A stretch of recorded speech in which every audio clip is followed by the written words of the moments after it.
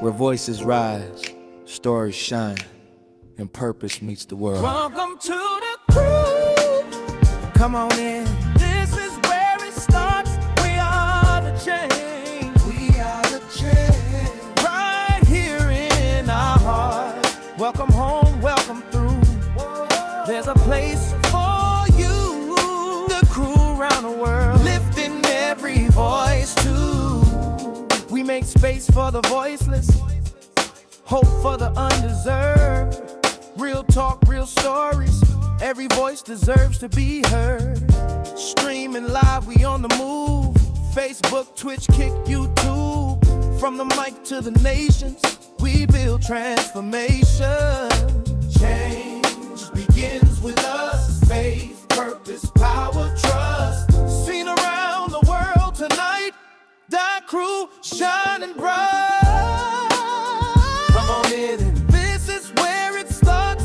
We are the change. We are the change. Right here in our hearts. Welcome home, welcome through.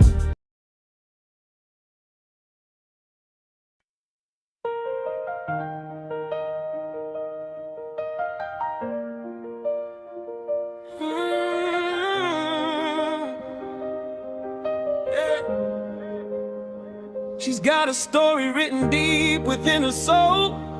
Pages full of battles only heaven knows. Through the pain, through the pressure, through the tears she had to cry, she found strength in the valley and lifted her eyes. South Carolina roots, but her voice travels wide, calling dreamers forward, telling fear to step aside. With every word she speaks, somebody learns to stand, cause she knows what it means to be held in God's hand.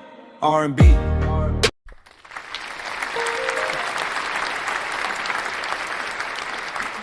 Good evening and welcome to Believe in the Journey podcast, where I'm your host, Triveda Harris. Tonight we have a returning guest. She's been here many times before. She is my best friend, but we got a really good topic for tonight. She's got an upcoming anthology coming up, and it is titled After the Vows, Finding Love After Divorce, Volume 2. So if you didn't get Volume 1, you need to get that so that you can catch up on Volume 2, because 2 is leading to where we are now. But before I bring her up and before we get into this conversation tonight, you know we have to go to God in prayer first, because we can't do anything without Him. So let's do that. Dear Heavenly Father, thank you for bringing us together as you do each and every time we're in front of you. Let the words of our mouths fall upon the ears that need to hear. Let this conversation about love, and relationships and healing and learning how to find love again in whatever the circumstance may be, whether it's the loss of a loved one, and learning how to move forward in that. Just let the words of our mouths fall upon the ears that need to hear, and let people know that they can find love again even after they have been divorced. That it is not the end of the world, that you are still in the midst of everything that they have going on, and you are the source that brings everything to fruition. In your precious and holy name, Jesus, we pray. Amen. Hello, hello, hello. Hi, How are you? I'm good. How are you? I am good. Now, for those who may not know who you are, can you introduce yourself? I am Latanya Reams. I am a native of Spartanburg, South Carolina. Um, Originally from Rock Hill, South Carolina, and just recently came back to South Carolina Mm-hmm. after getting married and moving back home. Okay, okay. And who is this person right beside you, since they already in the camera? This is Mr. Charles Reams the second. Okay. Uh-huh. Now tell us a little bit about yourself. I'm currently working at BMW. I'm from Spartanburg, South Carolina. Graduated from Dorman High School. Uh, Yeah, okay. Yeah, tell them how we feel about them I Cavaliers. won't hold that against you, but you know it's rough sometimes, but you got to be the best of what you can be. okay. All right. Well, we're gonna get into this conversation about finding love after divorce. Okay. You did the first book, and it was After the Vows, a wife's story. So we had talked about, well, when we first did that book, I was like, you can really turn this into a series, a relationship series. And we did that one, and I was playing around, coming up with some different titles and different things of that nature. And I sent that particular book cover to you, and I was like, okay, well, we'll decide later on, but you chose one.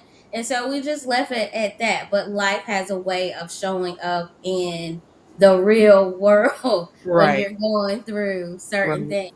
Right. So the first question I want to ask before we even get into that is, what did ending your marriage look like, and how did you know it was time to let that one go? So after 22 years of physical abuse, verbal abuse, emotional abuse, things were not getting better. They seem to have been getting worse. And I heard the Lord said it's time. Mm-hmm. So July 10th, 2023, I had a run in with my ex, and before it took a turn, I text Deontay.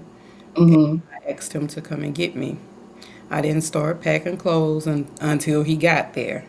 Mm-hmm. So he got there, he came and got me, and I stayed in his apartment. And so Deontay took a job, got a promotion, and took a job in Atlanta. Mm-hmm. Told me, he said, Mama, I'm going to be moving to Atlanta. So initially I thought, well, where am I going to go? You know, Right. because going back was not an option. And so Mm-hmm. he said, well, Mama, I just always figured you'd go with me. And so I did. Mm-hmm. And of course, you have to be separated for a year before you can get a Yeah. divorce. I had filed, And that. yeah, I had filed, served him myself, Mm-hmm. which I do believe he thought was a joke. Mm-hmm. And he had 30 days to respond. He did not. So they granted me my divorce. Um, I don't think the ink dried well before before I was at the court getting some marriage license to marry my husband. Mm-hmm. Um so yeah, I knew it was over long before I left, but Mm-hmm. I was at my breaking point, so it was. What did the time apart, what did that healing part look like? Did you take time to get to know you all over again? Because being with someone for 20 something years, you tend to lose part of yourself in that, and learning how to rediscover yourself. What did that part of the journey look like? Well, first of all, I will say that it was tough. It wasn't easy. I went through a phase of loneliness. I told you this. Um, the being by myself, Mm-hmm. closed off to the world, just sitting at Deontay's house in my room with the door shut. Um, Mm-hmm. I referred to it as room number two. Um, and I only came out to eat. Everything I needed was on that floor. So Mm-hmm. everything was upstairs. So I stayed in there. I listened to my gospel music. I prayed. Mm-hmm. He and I were talking, through Facebook and stuff off and on, and then on the phone off and on, or what. Mm-hmm. And then after I felt like I was healed, I decided that I wanted to see him. And Mm-hmm. that was also during a time that my mom was declining very fast. Mm-hmm. He gave me himself to lean on. Mm-hmm. So I was able to get through that phase of life. Well, that I mean, it's tough, especially during a season of yourself healing your own self journey, and then your parent Right. going through the final stages of life. Because I was in that situation with my mom, but I was in the middle of building a business at that time, so Right. it was like, God, what are you trying to do? All of this is happening at one time. Who am I supposed to turn to? How is it supposed to look? What am I supposed to do? But having a source of support is a really good thing to be able to have somebody to lean on. Right. Now, Mr. Charles, I'm going to go ahead and get you into this conversation too, because I see you over there. What did it look like for you when you and Tanya started to communicate in along her healing journey after her separation? What did that look like, and how did she present herself to you? Um, I would say it was scary at first. I mean, just new ground covered for us both. So finding Mhm. someone fresh and new, you see you tend to think that the worst things are going to happen. You see, you've been through a lot, especially once you've been through some traumatic experiences in life. So Yeah, you end up looking for something bad to happen. So it's you're cautious. You're very cautious at first, but then you have yeah, to realize that you have to open up and let someone in. So yeah.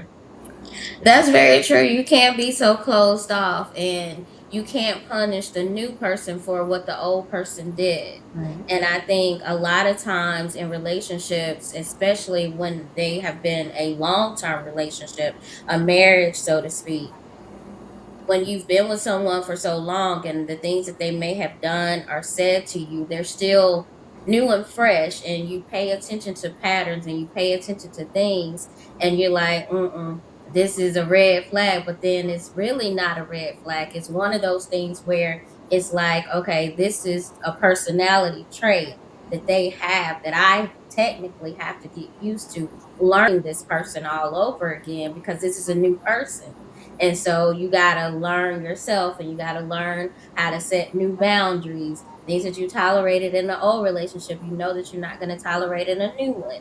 So I think that is relevant for any new relationship. What has been the hardest conversation that you two have had since you um started dating, and then since you've gotten married? What has been one of the hardest conversations to have? we're not going. Yeah, I was just looking at each other like.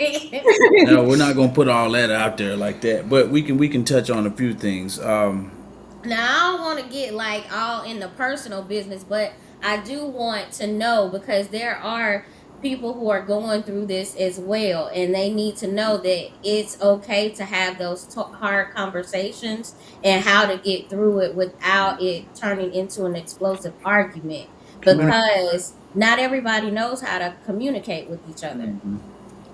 The first step is communication. If you're planning on being with this person, then it's worth the time. Even if you have to take a step back instead of blowing up and getting argumentative or confrontational, take that time to say, okay, let me calm down and come at this the right way. You're going to have to heal within yourself and be an adult enough Right.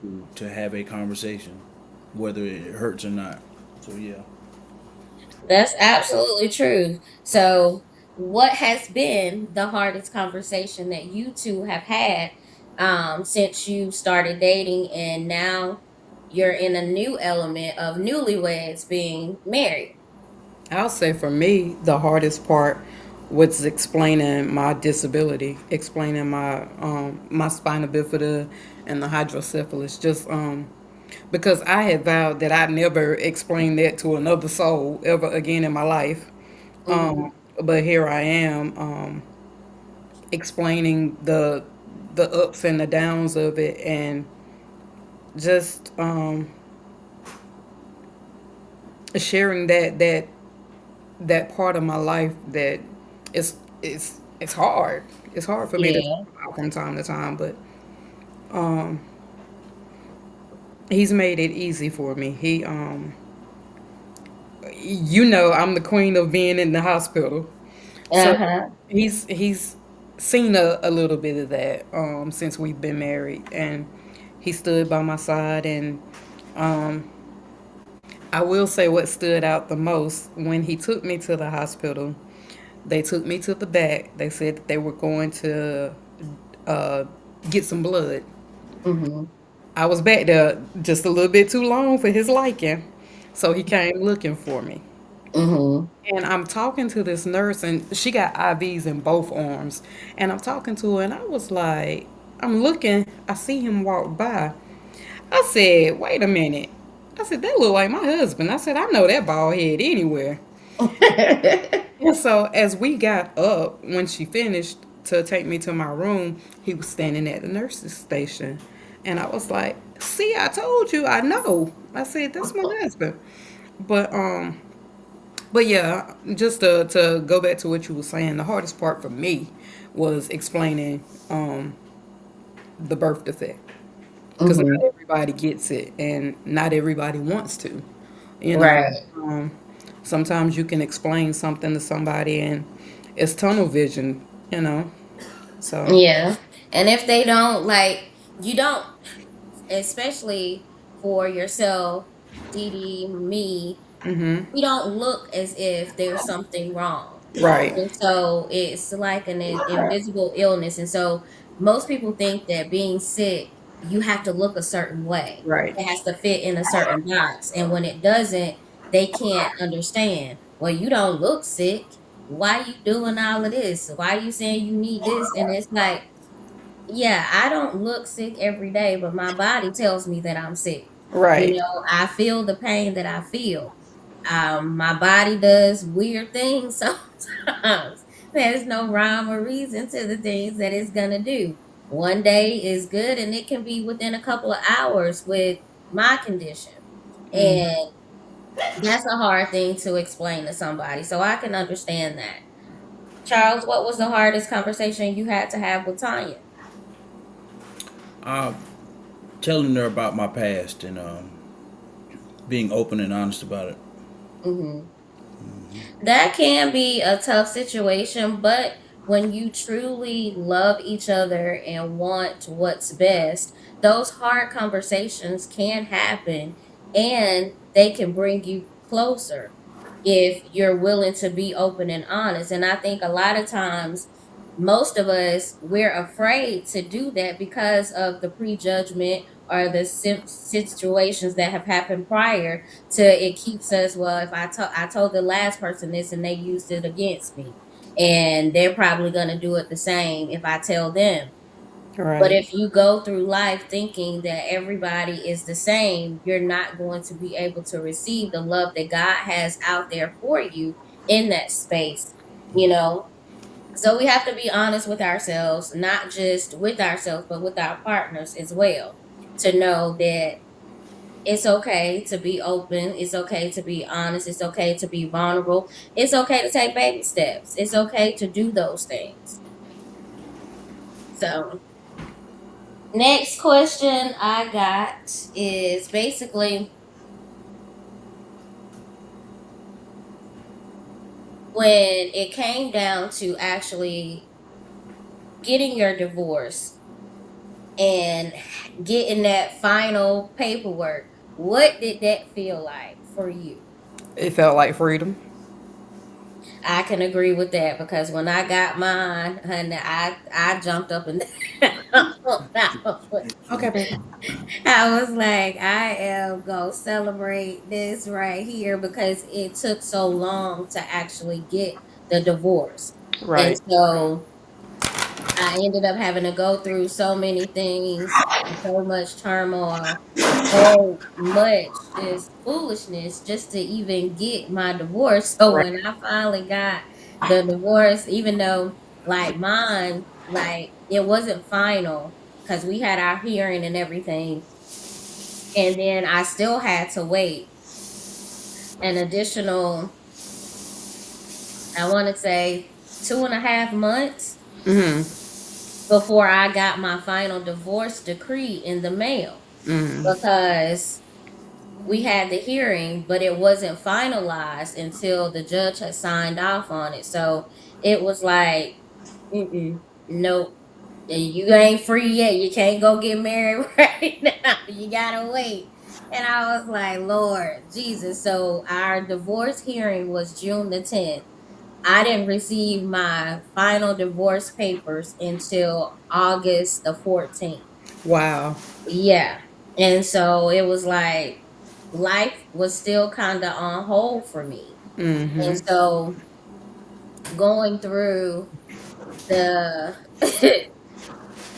the stage of learning myself and all of that, it took a lot of work, and it took a lot of growth and patience on my side. Do you feel like part of your old marriage, do you feel like there was any accountability that you have on that relationship going the way that it did and ending the way that it did? Yeah, I take full accountability for my part in it all because there were so many times that I should have left and I stayed. So Mm-hmm. that part is on me. Just trying to, when you hear the Lord tell you it's time to go, the Yeah. smart thing to do it would Is be, to go. yeah, Yeah, because he's not gonna stop till you actually do what he's telling you to do. Because that I know I prayed and I when it was time, like I had been making empty promises saying, hey, if you don't get this together, I'm gonna leave. And I didn't do it. And then that final time I said it, I prayed and I asked God, I said, if this is not where you want me to be, you're going to have to provide the provisions for me to get out because right, I don't have anything and I don't know what I'm supposed to do. And God provided everything that I needed to leave. And so I also said that if you get me out of this, I won't go back. And I have not been back. And that is the thing that I have learned about prayer. Prayer, if you believe and trust in God, and sometimes you got to sit down and be still to hear Him clearly right, because He also speaks too. So we right. have to be careful and know when God is speaking and when the devil is speaking because sometimes it could be a little tricky in that. But with this new anthology, what are your hopes for it? My hopes for it is that someone will read the book and know that they are worthy of a real unconditional love Hmm. that starts with loving yourself first. Right. Just that is like my biggest thing. I want the person to learn to love themselves before they can love anybody else. And the reason I say that is because that is something that I still work on. Hmm. Anybody that knows me knows my history of being adopted and dealing with abandonment issues and Hmm.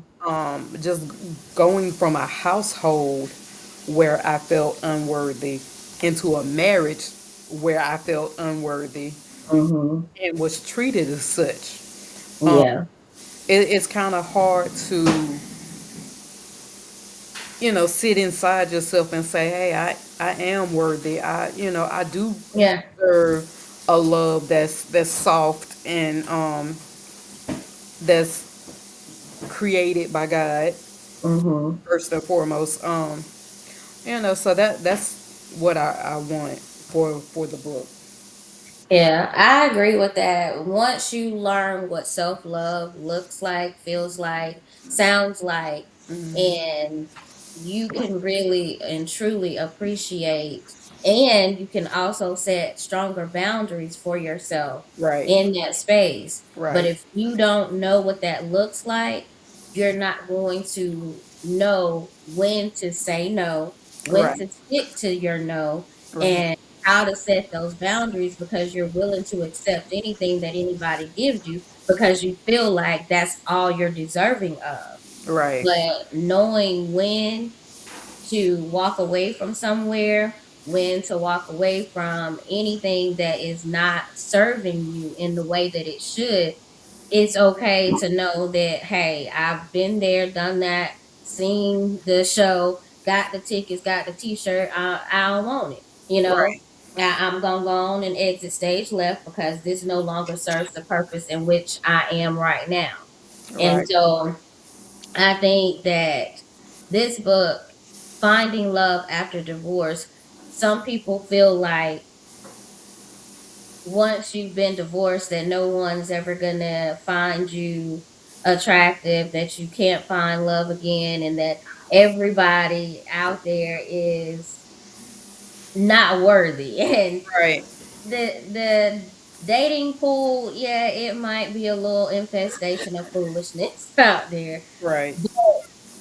You're only going to attract, and this is just my opinion on this, you're only going to attract what you put out there. Right. And if you Absolutely. keep putting that same negative energy out there, and if you keep thinking that you are not worthy of someone to see you, to hear you, to appreciate you, and to love you for everything you've been created to be, then you're gonna get what you put out there. You're Right. not gonna get anything more than that. And Right. so you have to start loving self first to know what's good for you, what's not good for you, where you're gonna set a boundary at, where you're not gonna set a boundary at, who you're gonna talk to, who you're gonna let in your space and in your circle. And that's another thing. You can't just let any and everybody in your business when you're in relationships, because some people can say, hey, well, I heard this about this person, I heard that about this person, you shouldn't do this, you shouldn't do that. But nobody knows what that relationship looks like besides the two people that are in it. You preaching to the choir. And so, And I, you I gotta. say that because Charles and I started dating February the 2nd of this year. Mhm. We got married May the 27th of this year. Mhm. This is also the year that my mom passed away. Mhm. So everybody felt like the moves I made was out of grief. Mhm. And it's easy for people to assume something if they don't talk to you. If they Yeah. don't know where you are in your life, then you know it ain't on me what it looks like to somebody else. I know what it is for me, and I know Right. what it is for him. Um, and although this has been a very traumatic year for me, because I watched my mama die, you Mhm. know, and when she took her final breath, he was the person I called.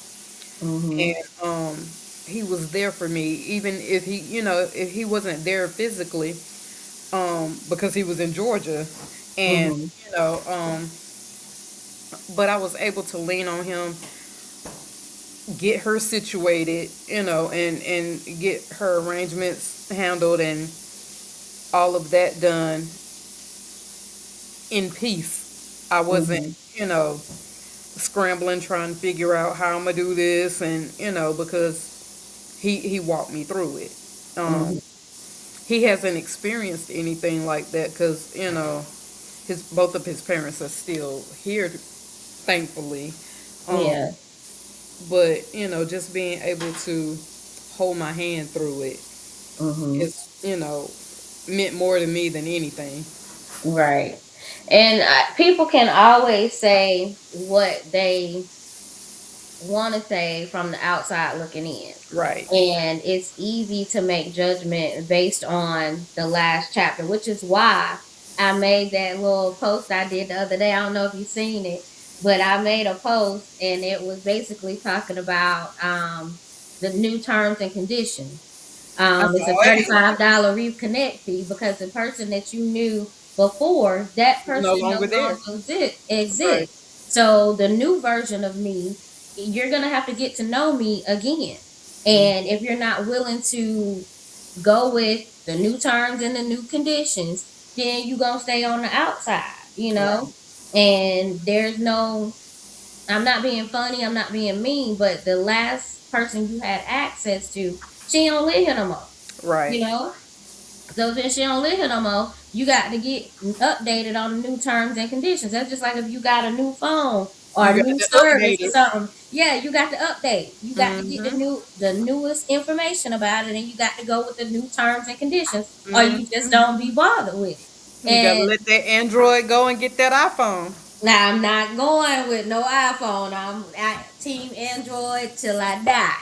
And that's He got an Android too. That's why I said that. exactly Team Android till I die because I do not want no iPhone. So, but it's quick and it's easy to say, well, I wouldn't do this and I wouldn't do that. But when two people are in a relationship together, it's those two people because they have to communicate to each other. They have to know what they like, what they don't like, and what I'm fixing for myself to eat. You ain't got to eat, Right. and that's what I tell people. What's on my plate is for me. I fixed it the Mm-hmm. way that I like it. Whatever is on your plate, you got it the way that you like it. You Mm-hmm. might want some fried chicken. Today I might be in the mood for baked chicken. Now you over here looking at my baked chicken because you got fried chicken, but your fried chicken look a little dry. Mine got a little moisture in it. What is you upset for? You chose your plate. Eat what's on your plate. Don't be coming over here looking cause trying to compare. This ain't for you. You know? But people are going one thing that I do know for sure also, people are going to talk when they don't have access to the Right. actual person. Right. And you can talk all you want to. It's fine. I could care less. Because Right. at the end of the day, the only person that I truly have to answer to is God and God Himself. And as long as He's pleased, and I know sometimes I be getting on His nerves too, and He be putting me in the corner and time out and stuff. I know, that He gonna do that. But Right. it's just what it is.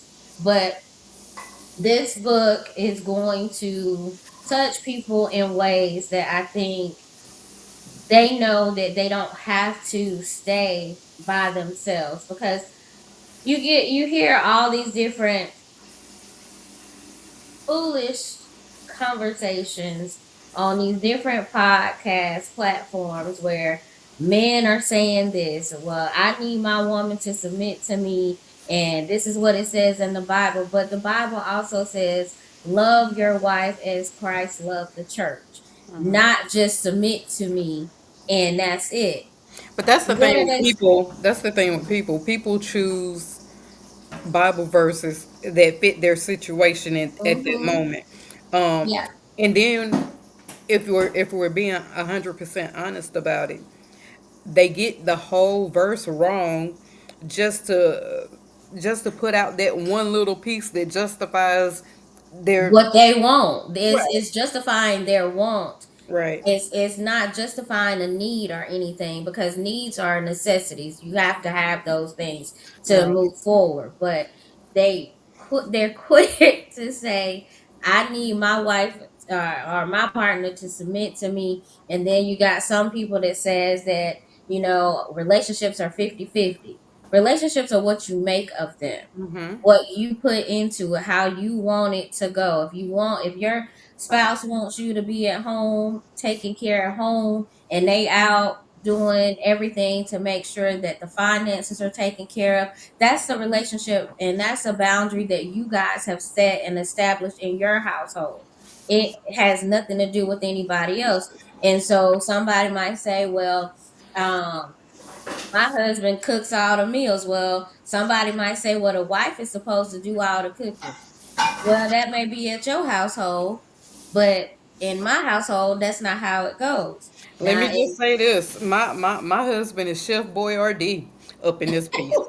Um, he's actually cooking as he just finished cooking as we speak.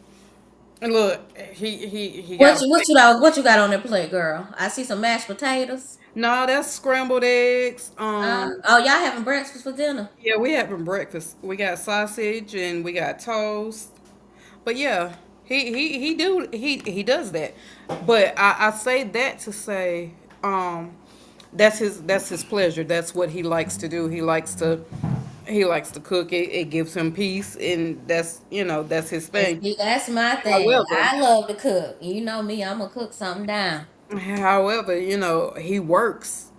He go out and get it, and while he's doing that, it's on me to take care of what's in the house. I wash his clothes, I cook, and you know yourself, cooking has never been my thing because I don't eat a Right. lot. I can eat me a sandwich and go on about my life, but Yeah, I seen that little meal you had cooked the other day. I said, look at her in the kitchen. girl, Yeah.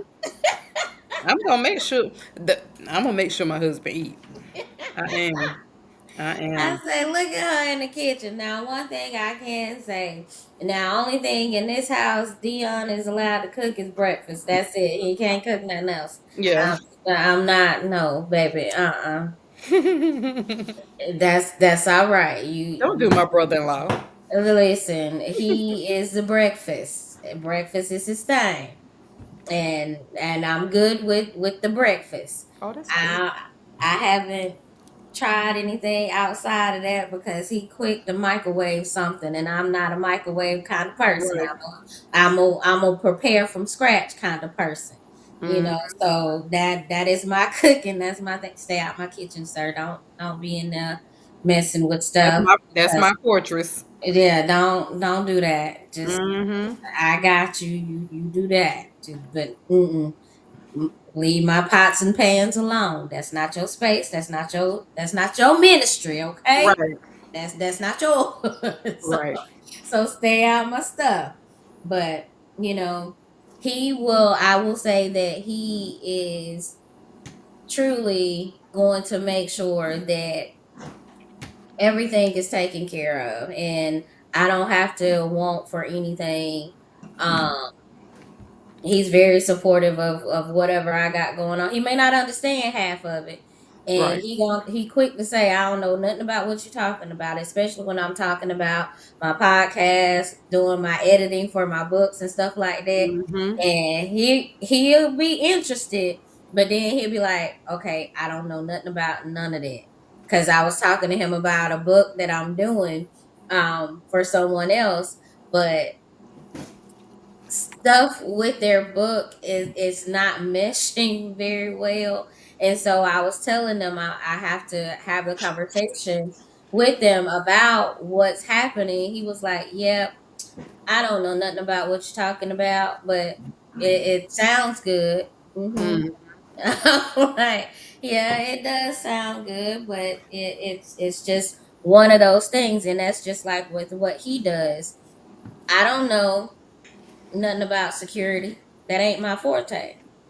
But, I'm supportive. I listen. And there are days when I try to tell him he needs to take a break and he needs to learn how to say no to certain things. But he's not. He has a servant's heart.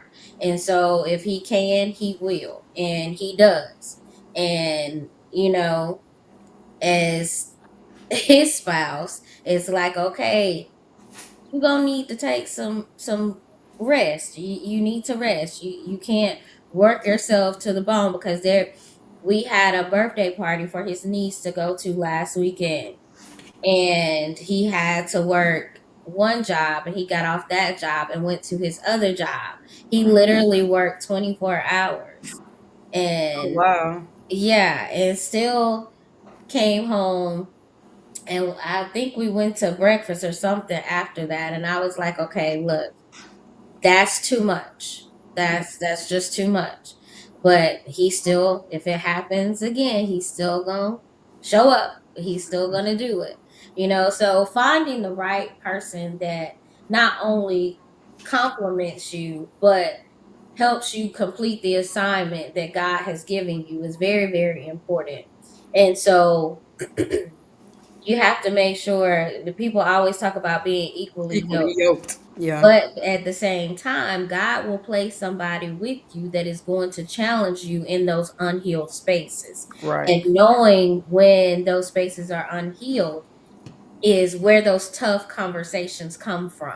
Right. And you have to be able to recognize, is this person really looking out for my best interest, or am I being the issue, or am I being the problem? because number one, we have to be able to admit to ourselves that, hey, you're being ridiculous. And that's one thing I can say that I miss my mama about, because my mama would tell me you was wrong and you need She to ain't pull apologize. no punches. My No. mama would quickly tell me, you was wrong and you need to apologize. And I don't want to. I don't care nothing about what you don't want to do. You gonna I say you still stop. remember when we were on the way to the sipping sea, and she looked at Uh-huh. me and she said, "Baby, I don't know how she's still your friend after all these years. She wouldn't be my friend." Uh-huh. And Miss Freddie, she Yeah, she she didn't threw care. you slap under the bus. Yeah, she don't care nothing about that. And we was on the phone one time and I had said something and I had told you something and she was like, Tell Tanya to hang up. Tell her to hang I up the heard phone. her. Mm-hmm. I said, I'm not telling her nothing. I said, because if she want to hang up, she can hang up. I said, but what I'm telling her is the truth. So I don't care. She was like, I couldn't be your friend. You not my friend. You my mama. So be quiet. This conversation didn't even have nothing to do with you. You was supposed to be asleep. Right. Like, I remember. all in my business. I remember. So go back to sleep. But that's one thing I can say that I do miss my mama for that. Cause honey, she would tell me, honey, you need to apologize. You was wrong. Yeah. And even when Brad and I were together and he would do something and I'd be like, okay, I don't cuss him out. She'd be like, okay, but you was wrong. You need to go apologize. I'm not. You was wrong, Triveda. Go apologize to him. I'll apologize tomorrow, but I ain't doing it today because I meant what I said. She said, you can mean what you say, but your delivery was wrong and you need to say you sorry. You picking Picking him sides. over me. Yeah. And so she like, I ain't picking no sides. You just wrong. But having somebody that can tell you when you wrong and not be mad about it says a lot, because being able to communicate, knowing when and how to effectively argue, being able to fully listen to your partner when they're upset or they've done something or you've done something to hurt them, being able to sit down and have that conversation. Hey, listen, what you said or what you did hurt my feelings and we need to talk about this. Those are important parts of growth in relationships, and Can you're I not just say? always going. Yeah, go ahead. Can I just say this? Like, um, the difference between my marriage now and my marriage before, he is very gentle with me. Mhm. Um, and very patient because I come from a place of everything is against me. And I Yeah. have this tough exterior where I'm always on alert about any and everything. Yeah. But um even when we disagree, he's not in my face. He doesn't make me feel small. He talks to me like I'm a human being. And Mhm. that that means more to me than anything. Like we can Yeah. disagree and still Yes. laugh and kick it the same day without, you know. Walking around on Right. eggshells. Right. And that shows a level of maturity. Not everybody gets there because not everybody wants to communicate, because some people think that when you bring something to their attention that you're trying to argue, but Right. not every discussion can lead to an argument if you're willing to hear what the other person is saying. Sometimes a person just wants you to hear what they're saying and not be talked over, not being Right. dismissed or anything like that. Because if somebody brings you something that says, hey, listen, that hurt my feelings and I think we need to talk about it, there's no need to argue about it, but understand, hey, I stepped on your foot. That hurt.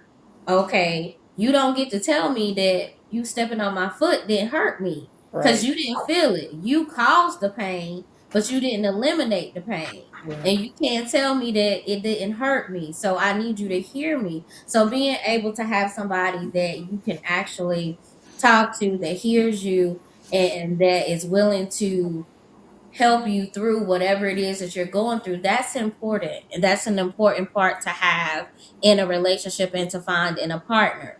And so y'all continue to do what y'all do. Keep God first, center, and everything, and keep the foolishness away.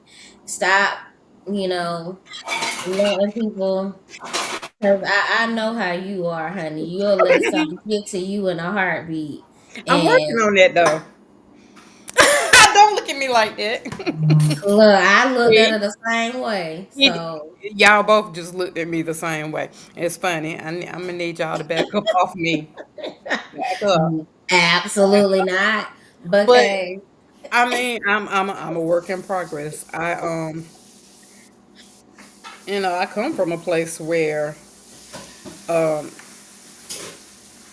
yeah, keep everybody else if out I your needed to go off, relationship. I was gonna go off. And I mean, Yeah, I mean, yeah, that's fine. But sometimes, like I told my sister not too long ago, just because somebody says something don't mean you gotta get dressed and go on up there and show out too.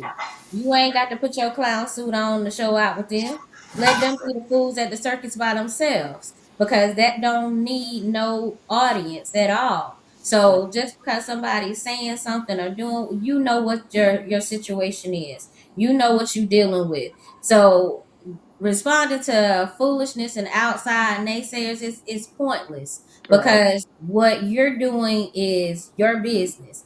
And you know, do what you do. Do what you do, but keep it between y'all because your relationship is sacred.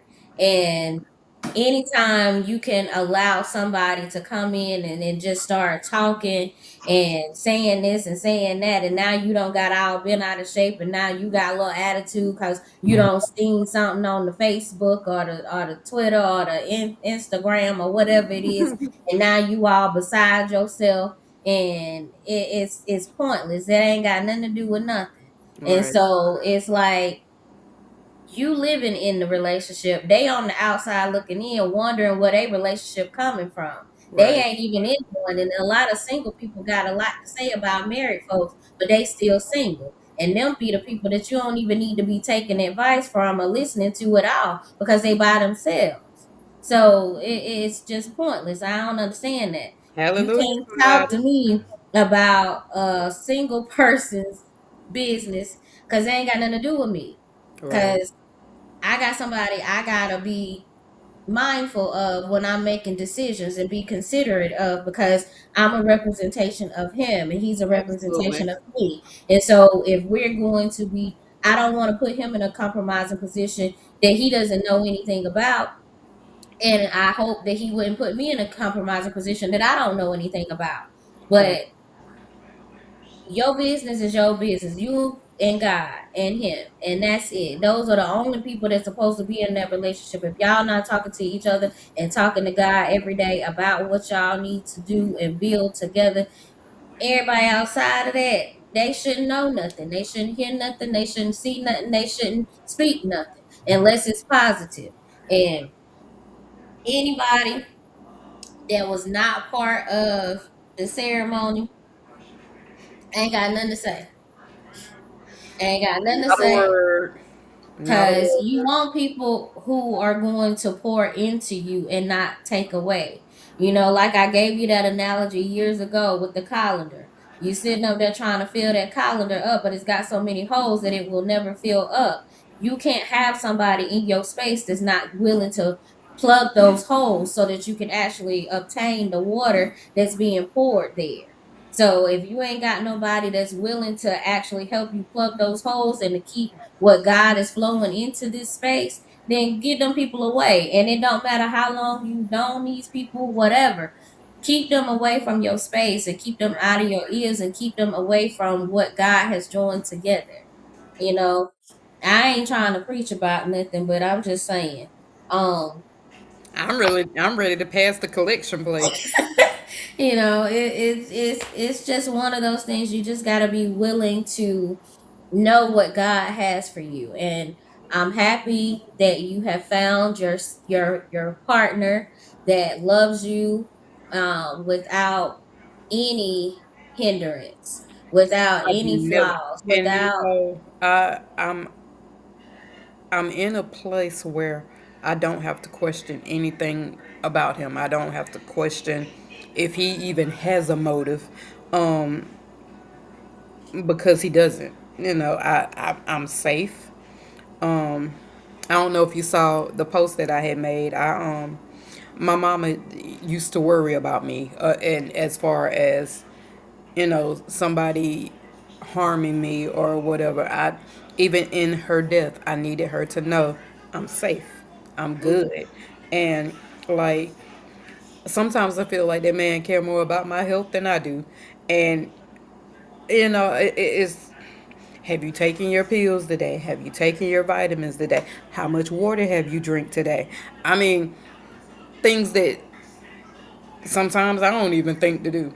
Yeah, it's just simple things. Right. I Child, trust me, I know because it's did you take your medicine today? Did you eat today? Did you, sir, can I mind my business right now? Even while he at work, he'll text me because I have a hard time sleeping at night. So he knows that once he leaves to go to work in the morning, I'm going back to sleep. So Mhm, he'll text me at a certain time and he'll, baby, get up, go eat. mhm. And now I don't know if he texts or called his mama to see if I've eaten, but he always makes sure that I'm good. So Mhm. You know, I thank God for him every day, every day. Listen, listen is the person that we need. And sometimes, like I say, it may not be in the package that we want it to come in, but it's Right. in the package that is necessary. And it's up to Absolutely. us to actually receive it.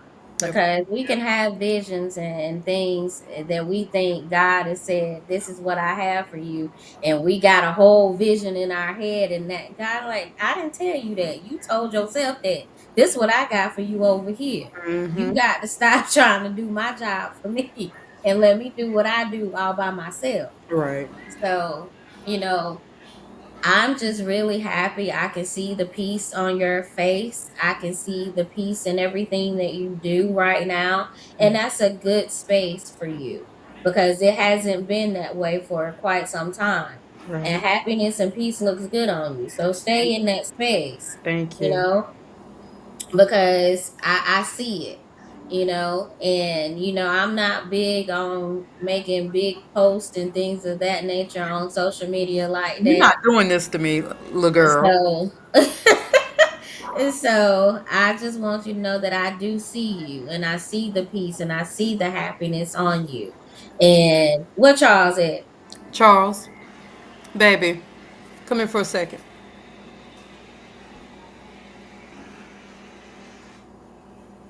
Trevita wanted to say something to you. Hey, How you I doing? just want to say, keep doing what you're doing to keep her in the space that she's in. It's been a long time coming, and I can see the peace and I can see the happiness on her. And whatever you doing, whatever God has for y'all, I hope that He continues to bless y'all together and grow in the space in which He has for y'all. Okay, Thank you. you welcome. Good night. So continue to let God be in the space. Let him lead and do everything that he's supposed to do for you. And let them other folks do whatever they want to do, but that ain't your Absolutely. business anyway. That is not my business. So That ain't my that ministry. yeah, that ain't your business. That ain't your situation at all. So, as I say always, I'm about to close this out. Stay out of God's business. The only thing He needs you to do is be obedient to what He's called you to do. I Before love you you. Uh before huh. you finish, I am still looking for authors to join in on this anthology. If you're interested, please hit Trevita up or myself. There's a $50 non-refundable. Um, what's the word I'm looking for? Trevita? Community. commitment fee. There we go. Um, and if you want your story out there, we would love to have you. I would love to have you. So you can find me on social media on Facebook, Latanya Michelle Reams. I like how that sounds. Um, yeah. I like how that sounds. But yeah, Focus. in all seriousness, I would love to have you.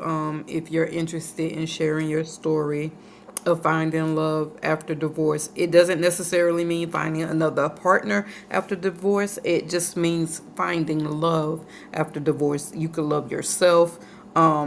Hopefully, you're out there loving yourself first, anyway. But again, the offer is on the table if you want to be a part of the book. Reach Yes. So reach out to Tanya or myself if you guys are interested in being in After the Vows, Finding Love After Divorce, Volume 2. Now, I did tell y'all at the beginning, you had to go get After the Vows, um, a wife's A story. Wife Story. That's the first one. So this is part two. Mm-hmm. So if you want to be in this one, contact myself, Triveda Harris at wingsoftransformationpublishing.com, or Tanya, or you can find me on Facebook. But we would love you to be a part of this book because people need to know that divorce isn't the end of the road. Right. You can still find love again. Finding yourself is falling in love with you all over again. Absolutely. So come on, join the book. If Mm-hmm. you somebody needs your story. To Somebody needs your story. Yes, somebody needs your story. Somebody's healing is attached to your story. Amen. But as I said, y'all know, stay out of God's business. The only thing He needs you to do is be obedient to what He's called you to do. And until then, I will see you guys in about 2 weeks. It'll be a Sunday. Love you. Have a good night. Love you too. Could have bowed beneath the weight. Grace gave her courage, and purpose opened the gate. Believe in the journey.